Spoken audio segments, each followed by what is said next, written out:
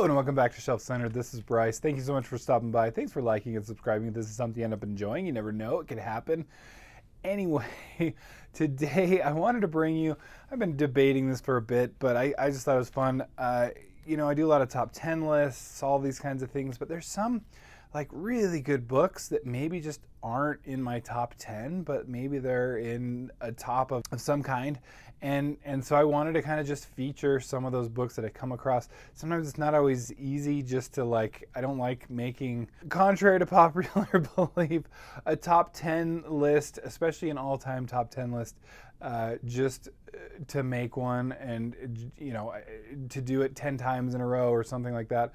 Because you technically could, based on, I read a lot of good books. At least I'm aiming for it, and I'm trying to. I do try to limit the updating of my top 10 of all time to when it's actually changed, when there's actually been some big movements in my thought patterns here.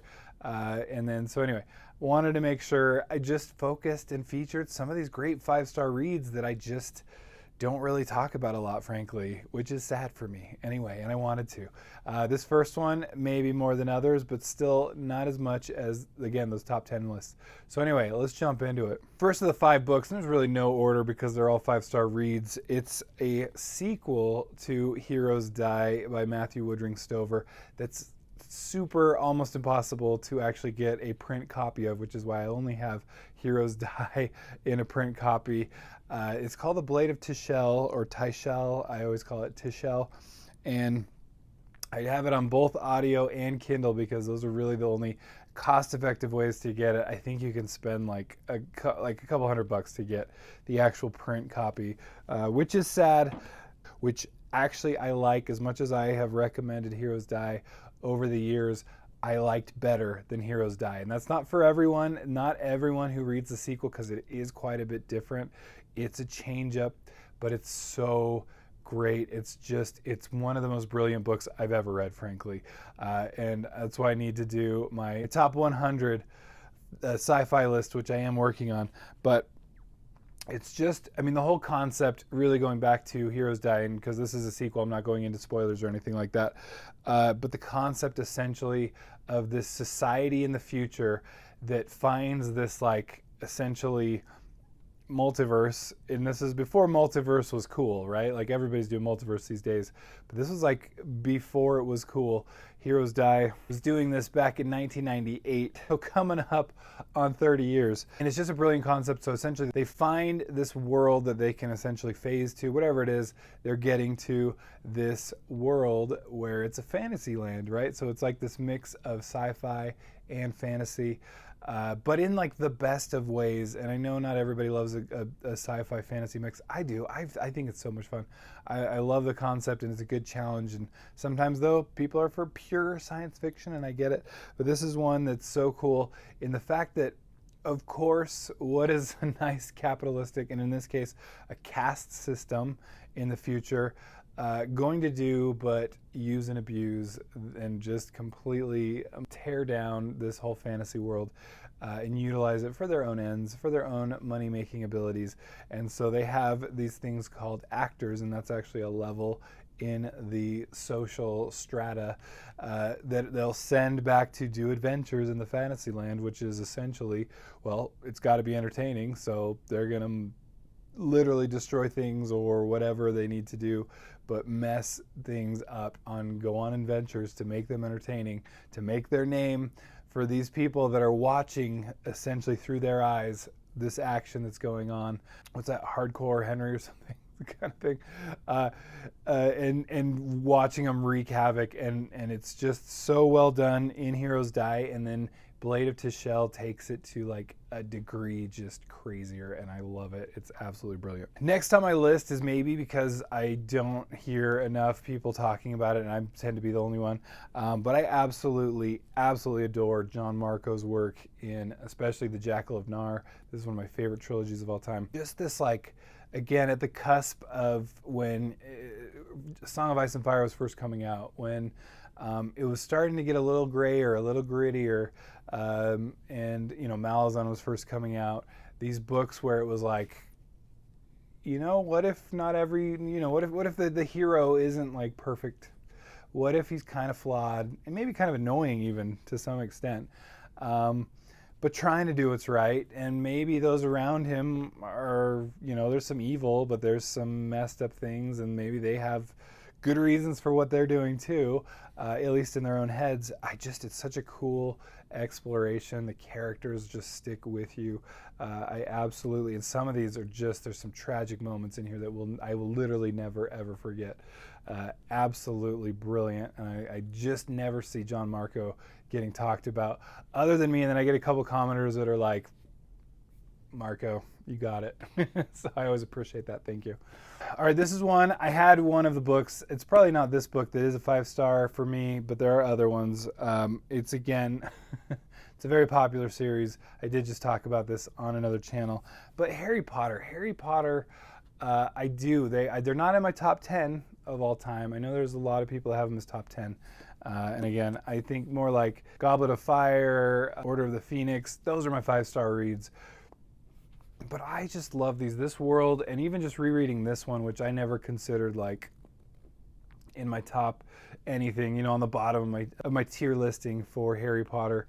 This was so good because what makes this even more like, obviously has magic, but the magic is even more just this world that is so detailed and clever and fun. I mean, just down to nearly headless Nick, who's a ghost, wants to be part of the headless hunt, but he can't because he's nearly headless, and that defeats the purpose of being part of the headless hunt, because they can like juggle their heads and stuff like that and throw them around and all this stuff. And if you're nearly headless, it's still technically attached, and he's frustrated over this inch or whatever of attachment to his head. It's just those like little clever details that get me every time, that are just, they're so clever, they're so fun, and make this just a world that is itself magical in a way of just like, you feel like you're part of it and you just want to be part of it more and more, because it's so fun. And obviously that one is where, it hasn't gotten super dark yet. All right, then these last two I don't actually have copies of. I wish I did. I need to probably just get some. One of them just didn't survive a move. The other I never had. So this is the one I never had, Pilo Family Circus. It's by Will Elliott. It's like a horror, but more fantasy, I would say. It's got more fantasy tropes, but it kind of is set with some definite horror elements. It's scary at times, but it's nuts. It's essentially this kid like runs into these clowns, but they're like nuts, and they pull him into the circus, and you find out that the clown makeup essentially is magical and lets you survive certain things that only clowns can survive, but also make you a little crazy, kind of make you a different person. And so I still just, some of these moments, and Goshi, one of the clowns, is just nuts. And then you have like the clowns hate the acrobats, and they get into fights or whatever. And there's other scary things at this circus, and but deep down, it is just kind of like this escape. How do I get out of this, right, from the very beginning? And it's just nuts. It looks demented, and it is to some extent, but it is still pretty traditional. And I absolutely love it. I keep trying to push this one on people as well. Again, another 5-star read that I know I've talked about here and there, but again, 5-star reads that just more people need to read. And tell me how you think, right? Am I wrong? I don't think I am. I think you'll like it. And the final one, this is like some super epic fantasy that, again, doesn't just get the love that I think it deserves, but it's going to be The 10,000 by Paul Kearney. It's actually the mocked trilogy, essentially kind of these Romanesque type warriors, and kind of with this like special armor, and it's definitely war, but it's like this great, like Kearney, what he does best, I think, is plot.